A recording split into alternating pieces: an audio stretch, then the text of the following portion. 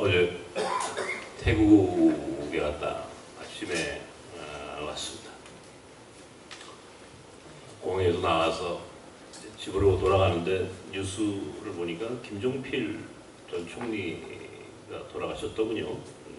참 대단한 분이시죠. 한국 이 정치 역사에 있어서 아마 그보다 질기게 또 오랫동안 이 영역의 삶을 살았던 사람도 아마 없었을 거예요. 그러니까 35인가 그 양반이 혁명을 했던데 요즘 35살 먹은 사람들은 뭐하고 지내나 가만히 돌아보시면 참 대단한 사람들이죠. 근데 더 재밌는 것은 그분이 여기 아산병원 병원에 이제 장례식장에 모신 모양인데 거기 이건희 회장이 조화를 벌였다고 합니다. 제가 그 이야기를 뉴스에서 가만히 들으면서 죽은 자와 돈 때문에 죽지 못하는 자가 대화하고 있구나. 죽고 싶어도 못 죽어요 지금. 죽었는지 살았는지도 모르죠 사실은. 엄밀히 따져서 돈 때문에 못 죽는 거예요. 정말 불행한 겁니다. 인간이 죽을 때 죽지 못하는 것만큼 불행한 게 없어요. 굉장히 고통스러운 거예요. 괜히 고통스러운 거예요. 그러니까 제가 그 뉴스를 보면서 죽은 자 앞에서 죽지 못하는 또 죽지 못한 자가 부러워하는 탄식 소리를 제가 마음속으로 한번 생각을 해봤습니다. 돈, 부자 되기 좋은 겁니다. 사람들이 뭐 여러분들 여기 이 중에 돈 싫어하는 분 계십니까? 혹시 안 계십니까? 혹시 부자 되는 거 나는 싫다 그런 분도 계십니까? 그런 분도 아마 안 계실 것 같아요. 돈 좋죠. 부자 되는 것은 뭐 말할 것도 없습니다. 제가 얼마 전에 한국 재벌 흑역사라고 하는 책을 2권을 다 읽었습니다. 되게 재밌습니다. 제가 이 역사를 좋아하다 보니까 뭐 별로 역사가 다 있어요, 그죠? 그러니까 한국의 이 재벌의 역사, 재벌의 역사. 그거를 한번 제가 쭉 읽다가 근데 재밌는 거는 그 하원에 우리 몽골 학교 이야기가 나와요. 난 깜짝 놀랐어요. 책을 보는데 우리 몽골 학교 이야기가 나와요. 하여튼 그 안에. 네? 어떤 예화로, 일예로 우리 몽골 학교 이야기가 나오는데 제가 읽다가 아주 정말 놀라운 제가 사실을 알았습니다. 야, 우리 몽골 학교가 재벌들의 역사에도 등장하는구나. 네. 제한몽골 학교 이름이 딱 구체적으로 나와요, 거기에. 그래서 그런 재미있는 에피소드도 있었고, 제가 이제 태국 가기 전에 뭐 늘 뉴스를 여러 번 보잖아요, 그렇죠? 요즘 우리 재벌들의 이 갑질의 모습들 재밌습니다. 한편에서는 재미있고 한편에서는 좀 안타깝고 또 바로 제가 태국 가기 전날인가 그날에 보니까 뭐 SK의 노소영 관장 갑질한 얘기를 제가 봤습니다. 그분이 예수를 잘 믿는 분인데 뭐 저도 한 2번 만난 적이 있었고 우리 교회도 한번 예배를 드리러 온 적이 있는 분이라 그렇게 내가 안 봤는데 그런 일이 있었구나 생각이 드니까 또 씁쓸하기도 하고 그래서 무슨 설교를 할까 준비를 하다가 제가 예수 믿는 부자는 어떻게 다른가 이 얘기를 한번 해야 되겠다. 근데 이거는 사실 오랫동안 고민한 얘기입니다. 제가 늘 고민하는 것 중에 하나가 예수 믿는다는 것 그리고 부자 된다는 것 나아가서 예수를 제대로 믿고 부자 되어서 천국 간다는 것, 이게 다른 얘기다. 이 부자 되기도 어려워요. 그죠? 부자 되기 어렵습니다. 부자 되기 쉬운 사람 있습니까? 어렵습니다. 근데 예수 믿고 부자 되기는 더 어렵습니다. 근데 그보다 더 어려운 것은 예수 믿고 제대로 부자 돼서 천국 가기는 더더더욱 어렵습니다. 근데 그러면 여러분은 어떤 것을 선택하시겠습니까? 뒤부터 선택하시겠습니까? 앞에부터 선택하시겠습니까? 부자 되는 것부터 선택하시겠습니까? 아니면 천국 가는 것부터 선택하시겠습니까? 네? 천국 가는 거. 근데 어떤 분은 나 천국 안 가도 되니까 부자 한 번 됐으면 좋겠습니다 하는 분도 있어요. 그죠? 없어요, 우리 교인들은? 여러분들은 대단한 분들이에요.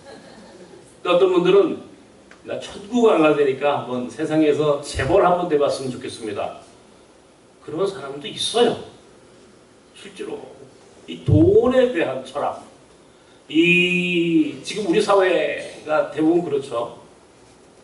우리 젊은 아이들, 청년들 말할 것도 없고, 초등학교 다니는 아이들한테까지도, 너 한 10억 줄 테니까 감옥 갈래? 그러면, 그렇게 하겠다는 사람들 있다는 거예요. 10억 받고, 그냥 감옥 살아야겠습니다.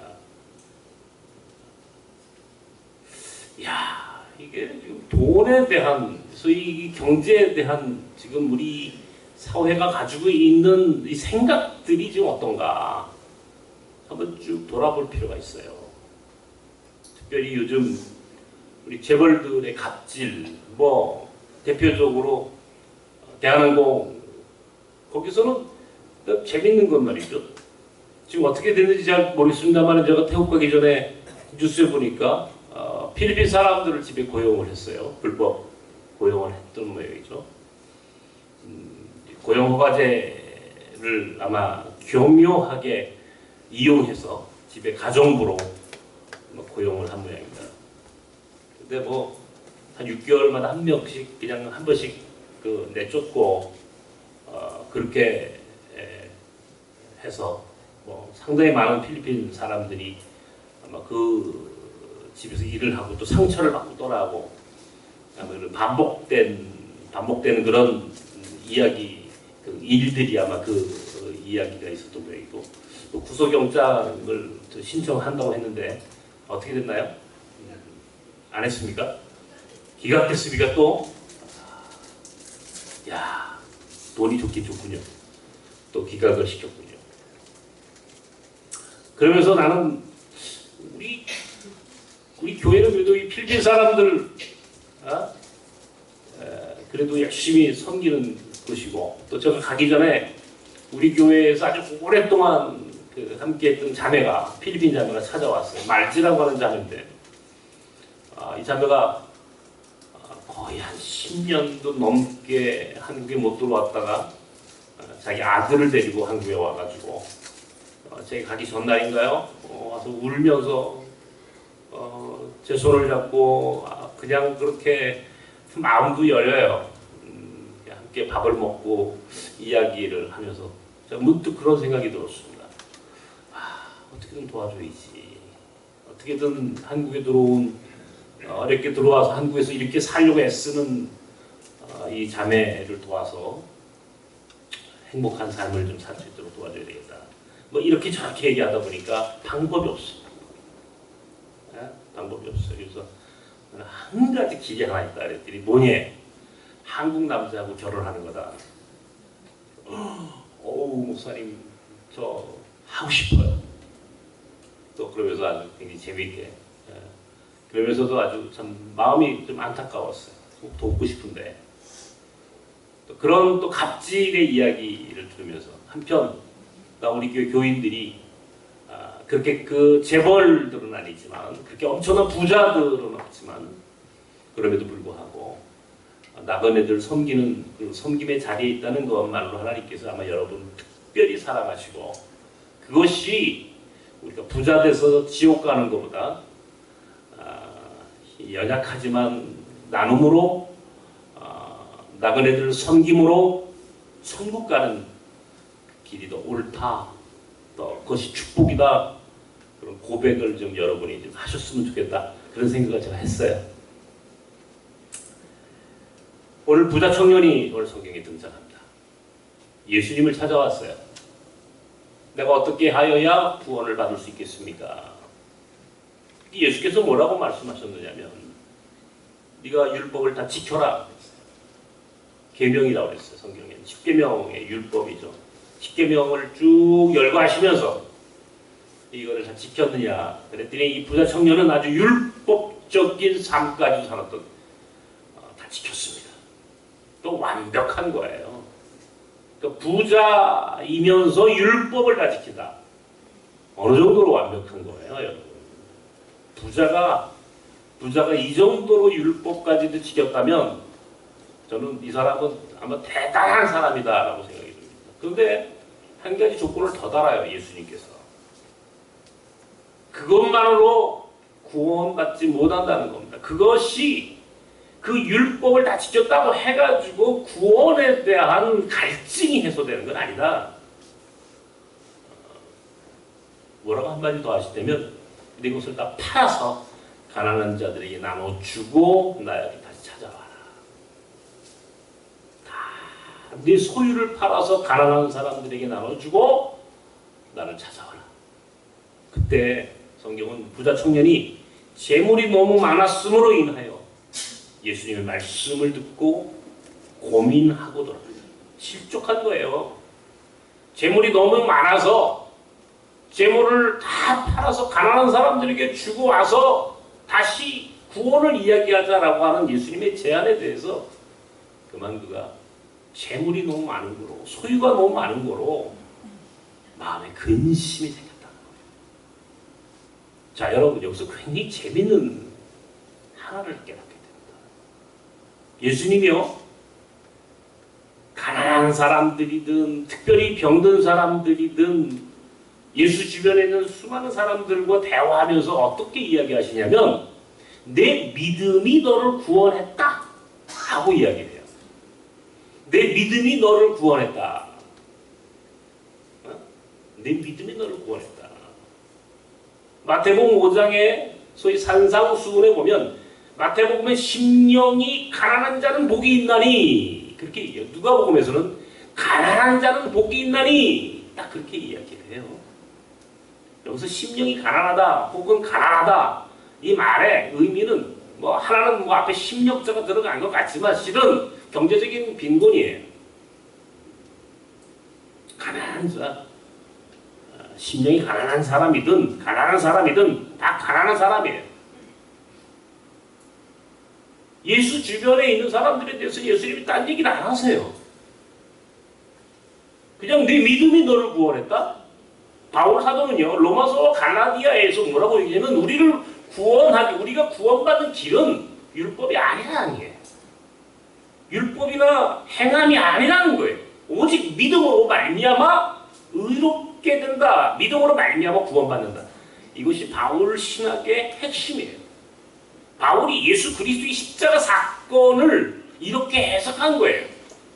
그 이전에 유대인들은, 히브리 사람들은 나 율법을 받아야 구원을 받았지만 바울이 보기에 예수의 십자가 사건의 의미는 유대인들이 가지고 있는 그 율법, 계명에 대한 소위 그 계명을 지키고 그것을 행함으로 실행하는 것을 뛰어넘는 예수 그리스도의 십자가 사건을 바라보고 그것을 믿기만 하면 구원받는다. 이것이 바울 신학의 굉장한 신학적 패러다임을 바꾼 거예요. 구원의 패러다임을 완전히 바꿨죠. 행함에서 믿음으로, 율법에서 믿음으로 이 구원의 패러다임이 확 뒤집어졌죠. 이 아주 혁명적인 사건입니다. 그러니까 믿음으로 말미암아 구원받는다라고 하는 것이 예수님도 말씀하셨고 바울도 그렇게 우리에게 가르쳐 주셨는데 유독 오늘 본문은요, 예수님이 네 가진 것을 팔아서 가난한 자들에게 나눠주고 와서 나중에 그리고 나야만이 구원을 논할 수 있다 하는 얘기예요. 그리고 나야만이 구원받을 수 있다. 그러면서 근심하고 돌아가는 부자 청년의 뒤를 향하여 뭐라고 얘기합니까? 부자 중에 천국 가는 사람이 많지 않다. 부자 중에 천국 가는 것이 나 낙타가 바늘길을 들어가는 것보다 더 어렵다. 다시 말하면 낙타가 바늘길 들어가는 것이 부자가 천국 들어가는 것보다 더 쉽다. 낙타가 바늘길이라고 하는 게 뭐예요? 바늘길, 여러분 바늘길 보입니까? 거기에 낙타가 들어갈 수 있습니까? 예? 어떻게 들어가요? 낙타가 바늘길로 들어간다. 들어가져요? 어렵죠. 뭐 불가능하진 않을 것 같아요. 코끼리가 냉장고 들어가는 법 했더니 냉장고 문을 연다, 코끼리를 넣는다, 문을 닫는다. 딱 그 얘기를 하던데 똑같이 낙타가 바늘길 들어가는 것도 아마 그렇게 낙타가 바늘길로 들어간다, 넘어간다, 나간다. 그렇게 가지고 바늘길 들어가는 것이 부자가 천국 가는 것이 더 어렵다. 부자가 천국 가는 게 얼마나 어려운. 근데 여러분 그런 부자가 되고 싶으십니까? 그래도? 예? 근데요, 우리가 그럼에도 불구하고 우리를 끝까지 우리를 괴롭히는 게 뭐냐? 돈이에요. 돈으로부터 자유로운 사람은 한 명도 없어요. 돈이 아무리 많아도 돈으로부터 자유롭지 못합니다. 응? 그냥 돈. 특별히 이 부자 되기라고 하는 이 컴플렉스는 이게 한국 사회를 넘어 한국 교회를 지배하고 있는 이데올로기예요. 그래서 예수 믿고 부자 된다.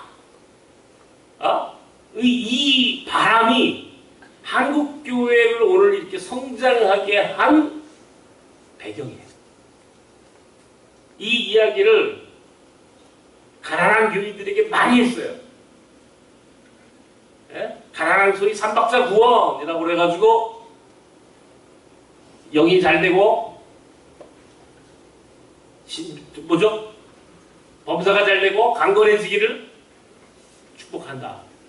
이 소위 삼박자 구원, 영, 범사, 강건, 이게 소위 세계가 다 잘 돼서 부자 되는, 예수 믿고 부자 되자. 이런 바람, 이런 욕망을 자극해서, 이게 자극했어요. 한국계 교인들에게 이 욕망, 인간이 가지고 있는 본질적인 욕망에 자극을 주고, 그래서 예수 믿고 부자 될 수 있다. 이 희망을 던져준 목회자가 세계적인 교회를 세웠어요.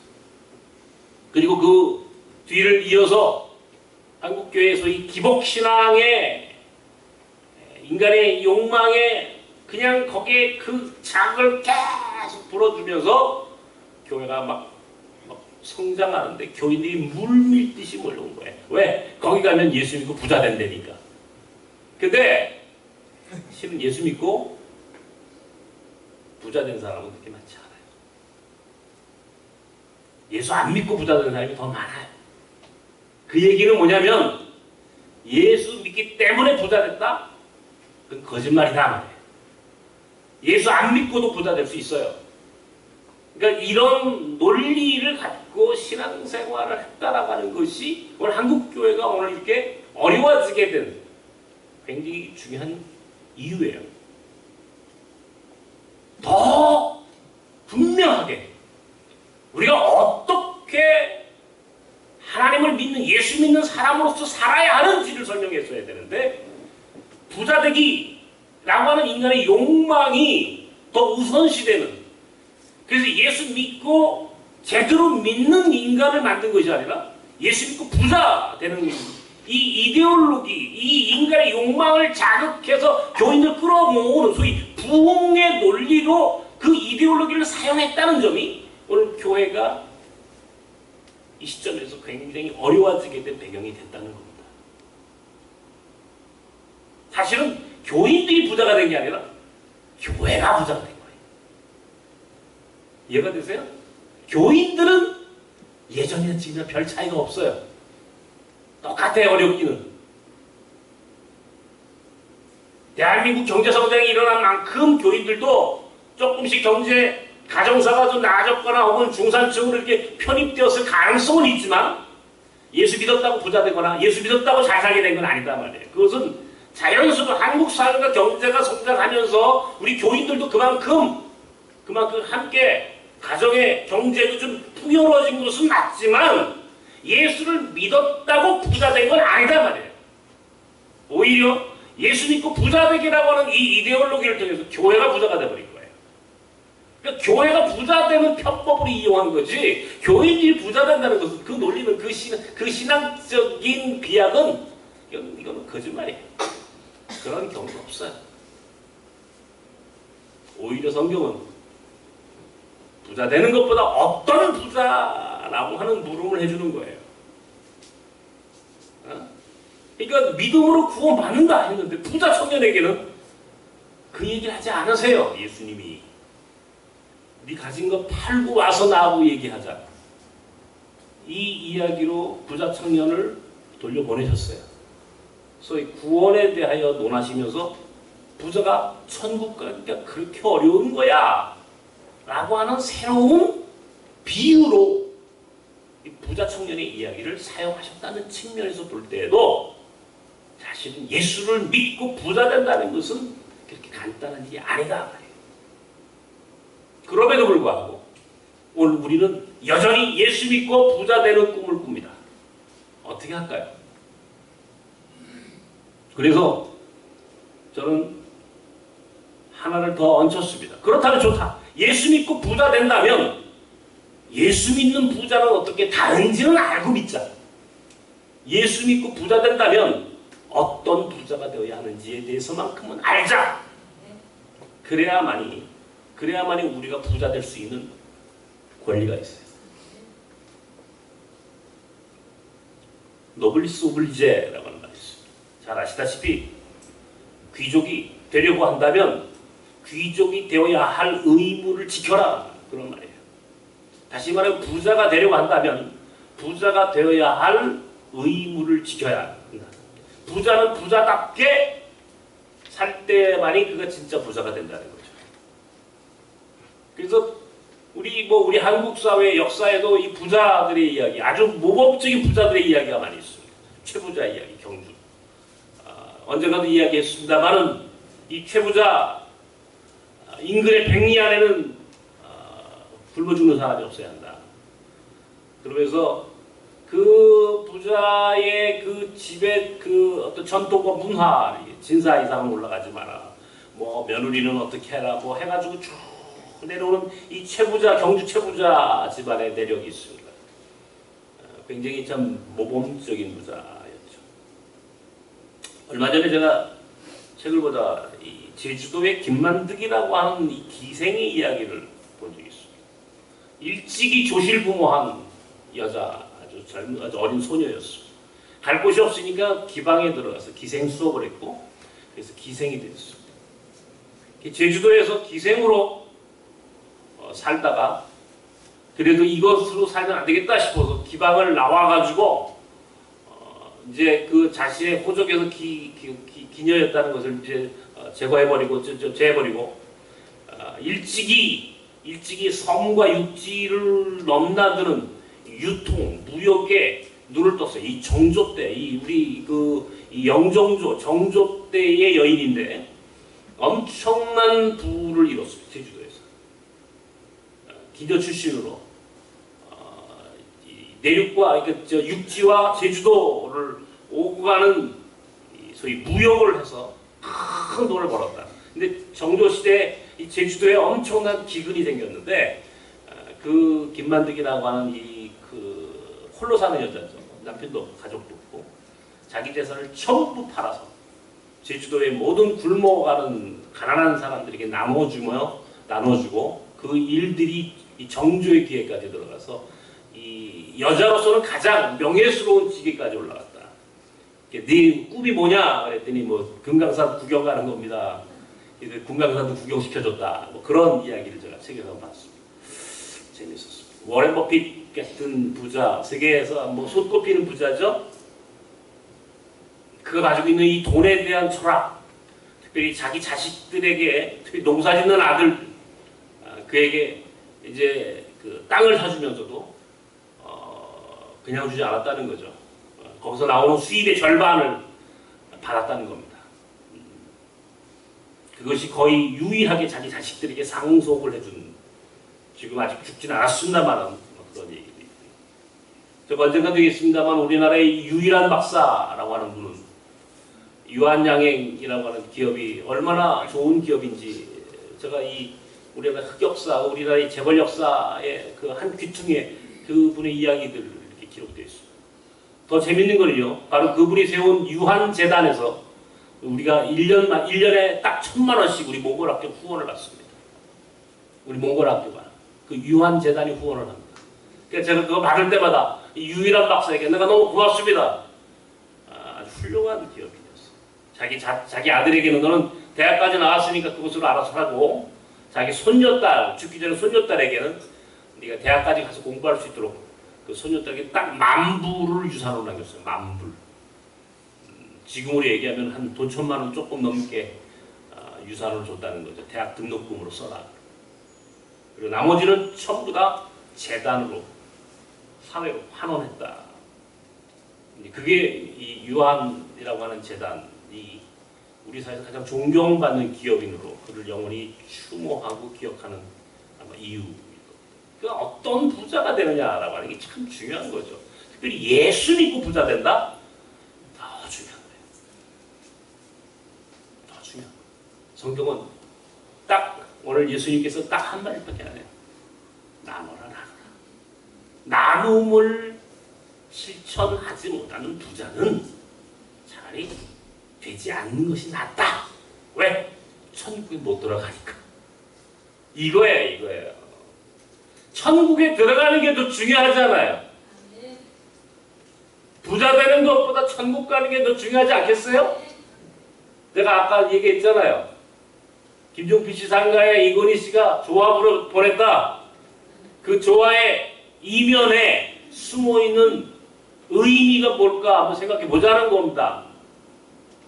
죽은 자 앞에 죽지 못한 자가 보낸 조화.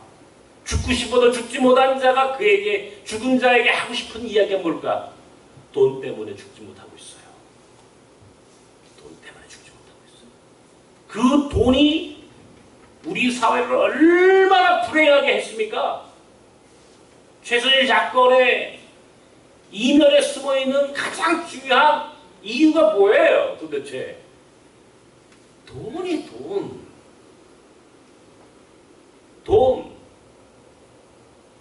돈 때문에 우리 사회가 이 지경이 된 거예요.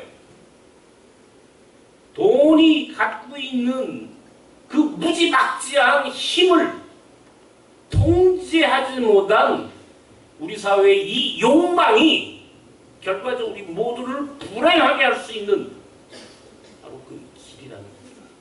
그럼에도 불구하고 우리 믿는 사람들이 돈. 무조건 부자 되는 것이 예수 믿는 거야. 부자 되는 것이 예수 잘 믿는 것의 척도야. 라고 하는 잘못된 신학, 잘못된 이데올로기가 오늘 한국교회를 지배하고 있는 한, 그리고 그 이데올로기, 그 잘못된 신앙과 신학이 교회를 부자 되게 했어요. 교회가 부자가 됐다니까요. 그리고 그 다음엔 뭐가 있어야 되느냐 말이에요. 오늘 이 얘기는 부자 청년의 이야기인 것 같고 한 개인의 이야기인 것 같지만 실은 그것은요, 이건 한국 교회의 이야기예요. 한국 교회가 똑같이 부자 청년이에요. 예수님께 와서 어떻게 해야 구원받겠습니까?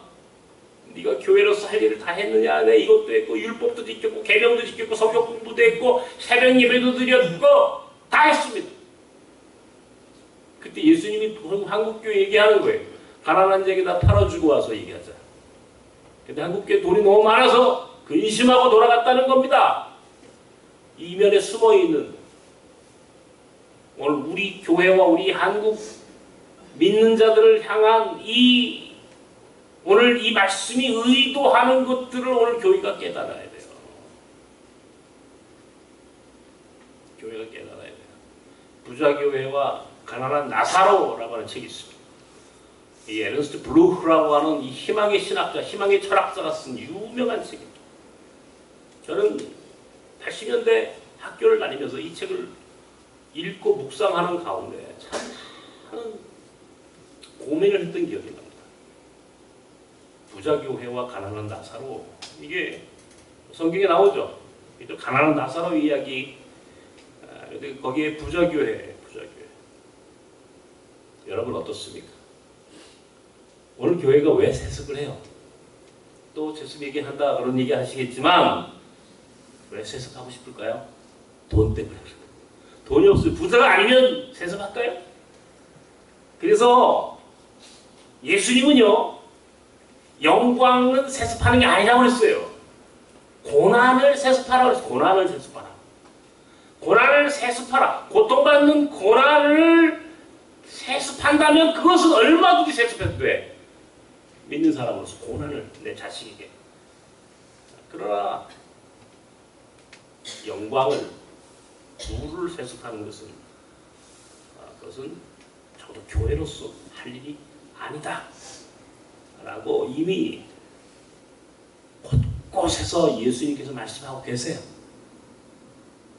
그럼에도 불구하고 오늘 교회가 세습을 해요. 자기 자식에게, 자기 사회에게 계속 넘겨주려는 시도를 하죠. 그래도 우리 교단은 비교적 그 부분에 있어서 그래도 괜찮다 하는 이야기를 들었어요. 그런데 불행하게도 우리는 작년에 명성교회 세습을 목격했어요. 물론 세습 잘못해서 망한 교회도 있어요. 이 앞에 많죠. 이 주변에도 세습 잘못해서 망한 교회들 많습니다. 그러니까 어때요? 안 되겠구나. 자식에게 넘기는 것밖에 없구나 해가지고 자식에게 넘기는 거예요. 근데 더 웃긴 거는 이제 교단이 그걸 재판을 하고 있거든요. 우리 총회가 재판국을 만들어서 재판을 하고 있어요. 그런데 재판을 하는 과정에도 돈이 오고 가고 있어요. 돈으로 막고 있어요, 재판을. 돈을 막 뿌리는 거. 엄청난 돈을 뿌려가면서 매수를 하고. 교회 가지고 있는 그 부를 갖고 또 세습을 정당화하려고 하는 이 정치적이고 이 계획된 이 조작하는 이 모습을 보면서 제가 참 돈이란 엄청난 힘을 가지고 있구나. 돈이 저렇게 강한 거로구나. 그러니까 부자교회가 되려고 하는 이유가 거기 있구나. 제가 한심 그래서 느낀답니다.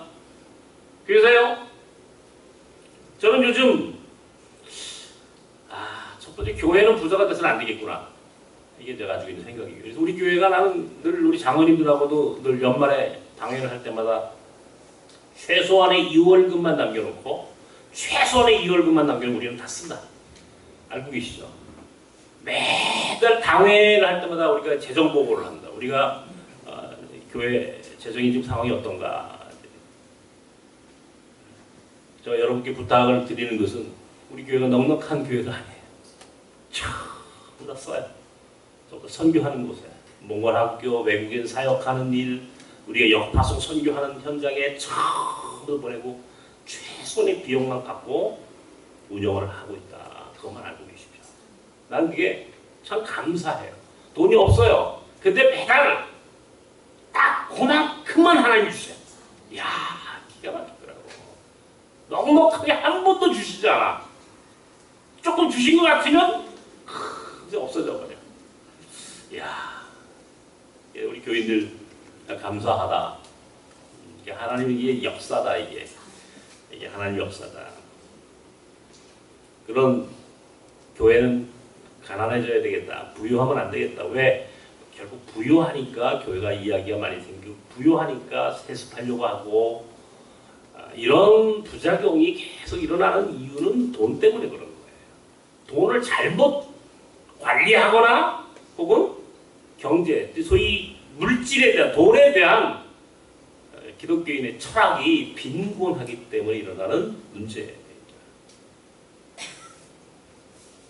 그럼에도 불구하고 오늘 교회가 이렇게 물질 앞에 무릎을 꿇고 교회마저, 교단마저 한국 교회의 가장 큰 교단이라 우리 장로 교단마저 이렇게 무기력하게 돈 앞에 무너져가는 모습을 보면서 이제는 이거는 아니다. 이렇게 해가지고는 희망이 없다. 희망이 없다.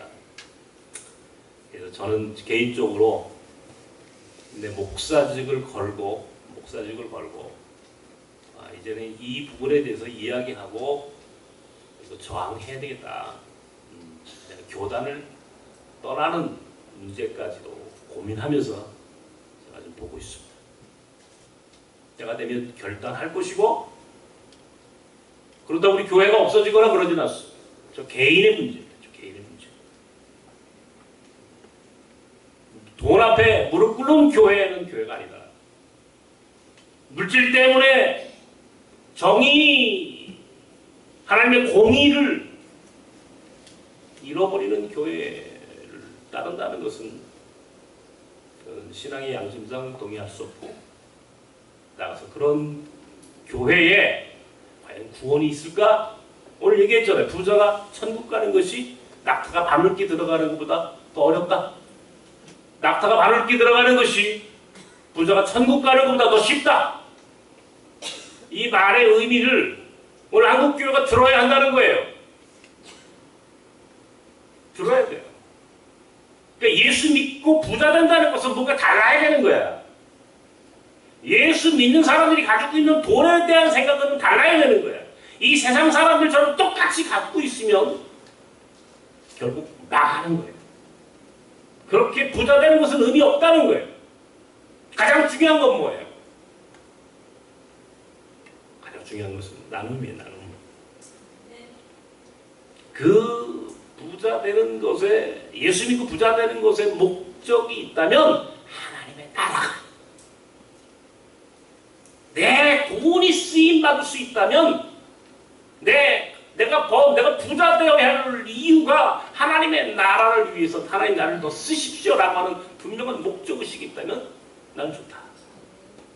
그러나 맹목적인 부자, 맹목적인 목적이 없는 부자 되기는 저는 모두가 불행해지는 길로 들어가는 것이다. 적어도 우리 한국교회, 적어도 가성교회는 이 자본주의 물질 문화로부터 좀 자유로워야 돼요. 정말 믿음 있는 사람이라면 하나님만 바라보고 가야 되는 거예요. 그러니까 우리 나성교회가 가난한 교회이기를 원하지만, 물론 우리 교인들이 잘 살기를 원하지만, 그럼에도 불구하고 나성교회는 가난한 교회를 갈 겁니다. 끝까지 가난한, 가장 연약한 교회의 모습. 그리고 혹시 우리 가운데 필요한, 혹시 재정이 남아있거나 혹은 그런 일들로 인하여 문제가 생길 소지가 있다면 그 돈은 없어져야 돼요. 그래서 만약에 필요하다면 법인화해야 되고 공정하고 투명하게 관리될 수 있도록 시스템을 만드는 것이 중요하다. 예수 믿고 부자 된다는 것은 생각보다 어려운 일이에요. 그러나 분명하게 오늘 예수님의 말씀처럼 예수 믿고 어떤 부자가 되어야 하는지 깊은 고민과 결단, 순종의 삶을 살기로 결단하는 사람이 있다면 나는 그는 부자 될 가능성이 높다. 오늘 우리가 다시 한번 무조건 부자 되는 것이 아니라 제대로 된 신앙인으로 하나님이 주신 축복을 받는 삶이 어떤 삶이어야 하는지 다시 한번 생각하고, 그렇게 하나님 나라를 위해서 충성하고 내가 가지고 있는 부가 쓰임받을 수 있도록 나누고 하나님 나라를 위해서 쓸 수 있도록 내려놓는 용기 있는 부자, 용기 있는 부자, 그런 물질관을 가진 오늘 나성교회 교회들이 되길 주님의 이름으로 축원합니다. 기도합시다. 하나님 아버지, 무조건 부자 되는 것보다 제대로 예수 믿고 제대로 부자 될 수 있는 용기 있는 부자들, 용기 있는 신앙인들, 그것이 먼저이고 그렇게 해서 천국 갈 수 있는 하나님의 사람들로 우리를 사용하여 주시옵소서. 한국교회가 예수 믿고 부자 되기라고 하는 캠페인을 통해서 부자가 되었지만 우리가 그것이 오늘 교회가 죽어가는 일임을 우리가 봅니다. 부자교회가 되는 것보다 가난한 나사로와 더불어 살아갈 수 있는 용기 있는 신앙인들이 모인 나성교회가 되도록 인도하여 주옵소서. 예수님의 이름으로 기도합나이다. 아멘.